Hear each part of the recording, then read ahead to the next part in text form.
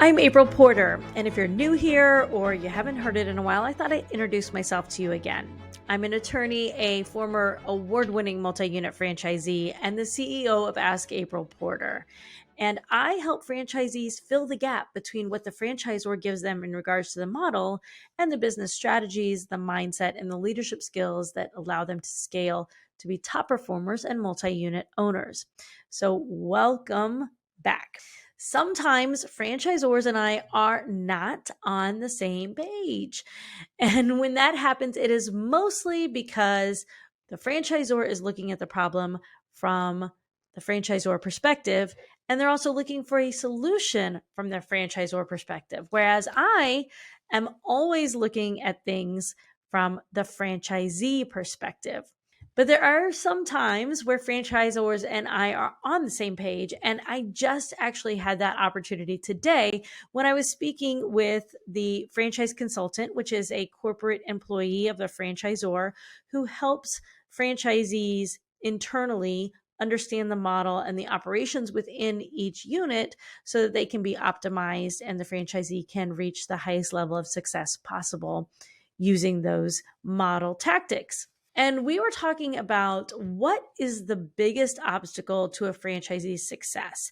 And in this regard, we actually agree. Now, before I tell you what it is, it's not the only obstacle to a franchisee's success. And we all know that there is a wide spectrum of franchisee support and empowerment in the franchising industry. And there are excellent, amazing franchisors that want to give their franchisees every possible resource to be successful.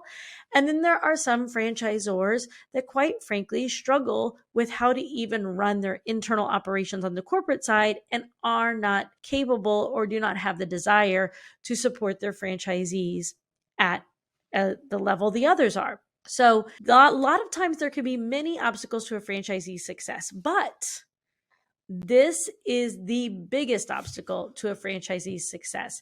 And it is the fact that a franchisee, and really this applies to all small business owners across the board, whether they're franchisees or not, but it's the I don't know what I don't know factor. Okay, so this phrase has been probably overused for decades, and that makes it lose some of its impact. What we're going to do today is a deep dive into what does it really mean and how is it truly impacting your business, because it is a very important and true statement. First, we have to recognize that becoming a business owner involves a lot of ego. Now, you may be saying, come on now, I am a humble person and I really got into business to serve others. I'm absolutely sure that that is true. But the reality is that less than 1% of our population will ever become a business owner, and through franchising. At least there's a few more business owners, but it's less than 1% of the entire population. So we're going to do a little bit of math here so you can check it out if I'm being accurate. But there are about 750,000 franchisees in the United States. And there's a population of approximately 332 million people. So when you do the math, it shows that there's only 0.2% of our population are franchisees. Now, that's actually quite a bit of population to fall into a single category. But what we're looking at is the other 99.8% of the population that is not and will never be a franchisee. And the question is why? Well, to become a franchisee, to become a business owner at all, you have to be confident. You have to be confident that you can succeed. Nobody is going to make the type of investment that it takes to purchase a franchise fee and open a storefront location, do a build out, hire employees. No one's going to make that kind of investment if they believe that they are going to fail. Can we agree? Of course. So what that means is that franchisees go into this being very confident that they are capable of succeeding. Many times, franchisees aren't experts in the subject matter itself. For instance, a lot of people who open a tutoring company have a background in education. Perhaps they were teachers or administrators of schools. So they are actually already an expert in what it takes to interact with children, how to teach curriculum to children, and probably even math, science, reading, and the actual subjects that they will be teaching the children. Just like when I owned a gym or 4 gyms, right? I had been a fitness instructor and before that, a dancer. And all of that played into my confidence in teaching people and training them through physical fitness. The other thing that franchisees all have in common is that they believe what they don't know, the franchisor will provide. So they're going in super confident. I know I can succeed. And one of the reasons I know I can succeed is because I was the very best teacher. And I'm going to go in and I'm just going to teach these kids, though, on my terms, and I'm going to make a better salary doing it. And those things that I don't know, well, that's what the franchisor is for. That they're going to provide all of that.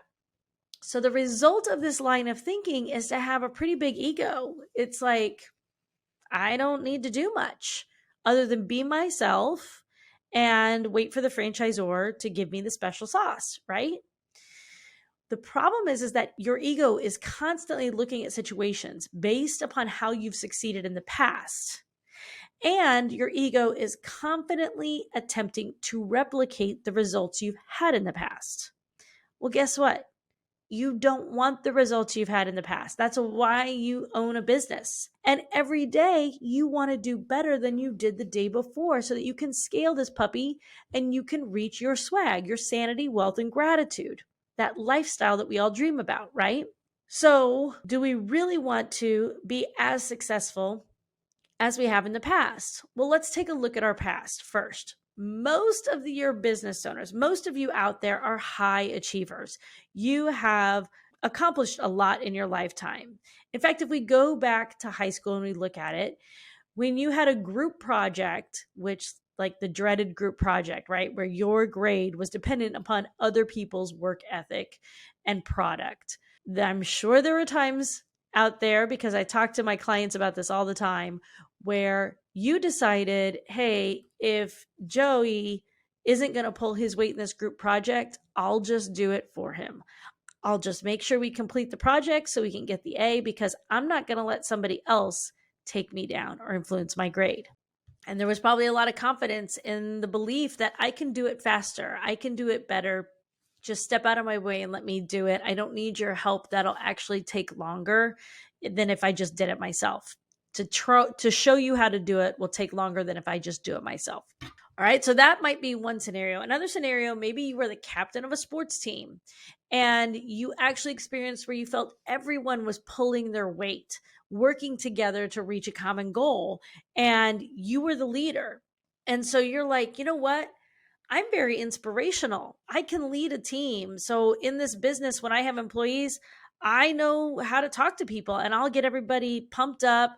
I'll get them buying into our culture, into our store spirit, and we will meet all of our goals. The problem is when our ego is involved in those memories, it tends to believe we were the catalyst for all of the results.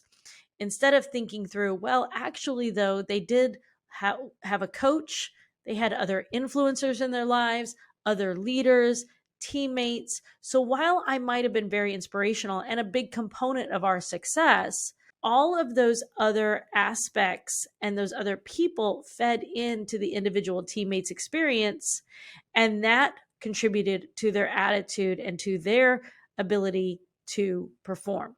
So our ego doesn't allow us to see that. Our ego starts to tell us that, hey, we know what we're doing. And it's easy to apply that to business ownership. When we dive into business ownership, sometimes we experience that it doesn't work. It doesn't work exactly like we thought it would, or we're not getting the results we expected. And that's when we risk believing that it's not our tactics, because those tactics worked in the past. I mean, just because I said, get out of my way, I'll do it myself rather than letting my employee do it, that's not the real problem, because that always worked in my group projects at school, or the way I'm leading and the way that I'm communicating in my team. That's not the problem, because it always worked in the past when I communicated to my team this way. So when we start to believe it's not me, and I'm not saying this is even on a conscious level, it could be on a subconscious level where our ego's like, Why isn't this working? Why isn't this working? It may not even cross your mind that it's your tactics or your communication that isn't working, or even to look at those things as possibilities that aren't working. Your ego just skips right over that and says, why isn't it working? And sometimes it lands on the fact that it's the model that's not working. Or maybe your mind lands on the fact that, well, it's the franchisor who's not pulling their weight or doing their part. Possibly it's the employees.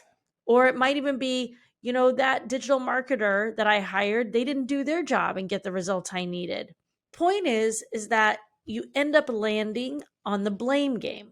Now, when I say blame game, this again could be subconscious, which means you're not walking around grumpy and treating everybody with disrespect or being angry at people all the time. It could just be an subconscious blame of, I'm not going to be reflective and take a look at what I'm doing in all these different aspects because I have to believe it's in these other areas. This is really tricky because at many times you are taking accountability. In fact, you might be taking such great accountability for your actions that you start blaming yourself. So one scenario is, I'm not thinking about what I'm doing at all, and I'm blaming all these other people or aspects of the business. But alternatively, you could be like, oh my gosh, what am I doing wrong? I must be doing everything wrong. Nobody's listening to me. This isn't working.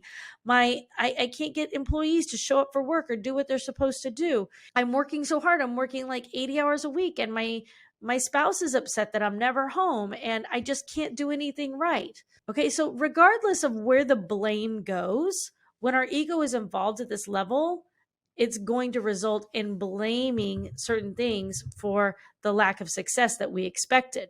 So, how do you get out of being in this blame game? So, you get stuck in the blame game because you don't know what you don't know. And you don't even know how to look for something or someone to fill in the gap of what you don't know. So your only choice is to keep implementing things in your business that you believe will work based on the fact that those things have worked in the past. And if they don't work to the way you expect or to the standards that you want, you don't know what to move to. You don't know how to change your tactics. You don't even know what other options are out there. So you just tweak the thing that you're currently doing. And you tweak and you tweak and you tweak and you tweak.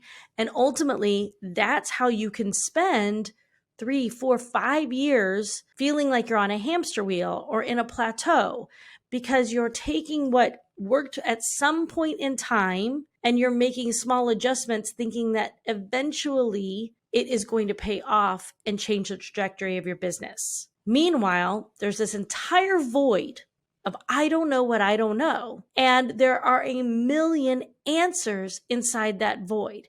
There are strategies that top business owners are using that are hidden in that void. There are thought processes and communication skills and leadership opportunities in that void that millionaires and billionaires are using to run their organizations, that even have vocabulary surrounding them that you've never heard before in your life. How do you access that? How do you get out of the pattern of being stuck in blame and access what's in that void if you don't know where to look or who to turn to or the fact that it even exists? And that's the biggest obstacle to franchisee success. The reality is that you get stuck not just in this blame game, but the true pattern is that you continue to take action based upon where your business is at today, instead of taking action on where your business will be in the future. The only way to grow your business is to take action based upon where you want your business to go and not where it is. I'm going to give you an example. I literally was in a mastermind today because I participate in my own professional development with peers that are coaches, consultants, and strategists all over the country. So in this mastermind with my peers, one of my peers, Christine, tells me she needs to hire a salesperson. And she said, I really need someone who is hungry for the commission. So I'm going to give them a lower base pay and give them a higher commission percentage because I need that kind of salesperson who just wants the commission, wants the commission. And then she said, because I've really, really thought about this and I can only afford to pay someone X amount for their annual salary. So that's how I think we can get there. And I said, Christine, what I hear you saying is that today you can only pay X for an annual salary. But the whole point of getting an amazing salesperson into your business is so that they will generate revenue for you, 10 times the revenue that you're experiencing today. If you want the person who's capable of bringing in 10 times the revenue of what you have today, you can't hire someone on a salary meant to only bring in the revenue you're experiencing today. And business owners do this all the time. You're making decisions based upon the facts as they currently are and not based upon the strategies that you put in place and the results that they will produce. And that's a hard thing to switch when you don't know what you don't know. So how do we break this pattern and how do we fill in the I don't know what I don't know gap? Number one, you have to understand that I don't know what I don't know will always result in you acting based on subconscious assumptions. Something's working in your business, and when it's working, you're not even going to look at a way to change it. Why would you change something that's working, right? But the reality is that just because it's working for the way your business is running today doesn't mean it's working for the where you want your business to go. So how do you optimize it? Now, if you try to explore the way to optimize it and there is no way to optimize it, that would be a huge waste of time. So you don't just want to start auditing everything in your business and then doing a ton of research for every little thing to find out if it could somehow impact your business and create, a 10 times the results. Which brings us to number 2. You have to surround yourself with the people who already have businesses where you want yours to go. You have to find people with more experience than you, diverse experience from you, people that can recognize these patterns that you're doing where you are just working on the business as is, and they can point it out to you and then show you another way.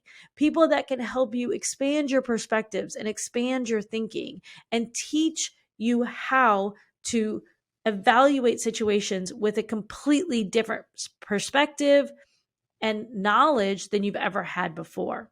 That's what you need to do. And so many times when we're franchisees, we look to our fellow franchisees and say, well, what are you doing? What are you doing? What are you doing? And 99%, those peers that you have in franchising, their businesses are right at the same level as your business. Even those that are at the top 10%, and you're calling them up and saying, well, what are you doing to get there? Guess what? They can't give you a magic pill and give you a single tactic that they are doing that brought them to the top percent. It takes looking at your entire business with the perspective of how do I fill the gaps of what I don't know that I don't know as a whole. So if you want to diversify the people that you are surrounding yourself with, and if you want to learn some of these strategies and some of these gap fillers that you have never heard of before, then come and join us at our next free Release Your Business Beast Bootcamp.